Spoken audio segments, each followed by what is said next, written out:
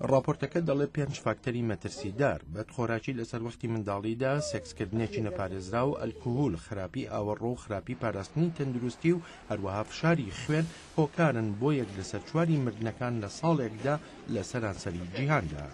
چارەسەرکردنی ئەو مەترسیانە دەبنە هۆی زیادبوونی تەمەنی ژیان بۆ نزیکەی 5 ساڵ و هەروەهاش ڕێگەگرتن لە مردنی پێشوەختی بە ملیۆنان کەس.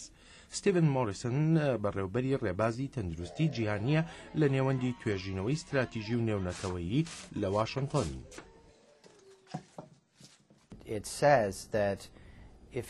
ئەو دەڵێ ئەگەر تو لە ڕاستیدا سەرنجامەکانی وەکو کێشەیەکی استراتیژی لات گرنگە، تۆ ئەبی سەرنجێکی زۆرتر بدەی. جیهانی بەڕستکاچوو و ئەو بازارانەی لەداک دەگەن بە ترمێک لەبارەی ئەلکۆهۆڵ و تەمەکو و چاغیەتی.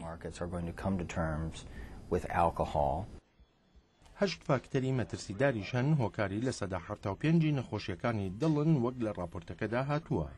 نەخۆشیەکانی دڵ پێشتر لە وڵاتانی دەوڵەمەنددا هەبوون، بەڵام ئێستا زۆربەی مردن بە نەخۆشی دڵ لە وڵاتانی بەرەو ڕسکان چوودایە.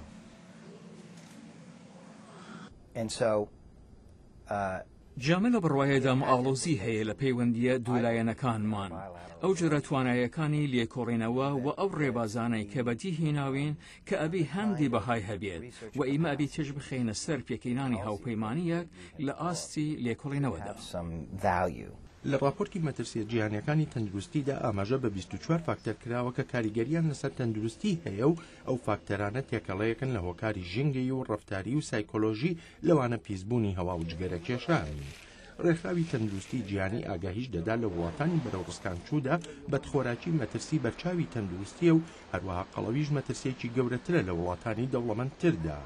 ئەم راپۆرتە لە بەشی کوردی دەنگی ئەمریکاوە پێشکەشتان کرا.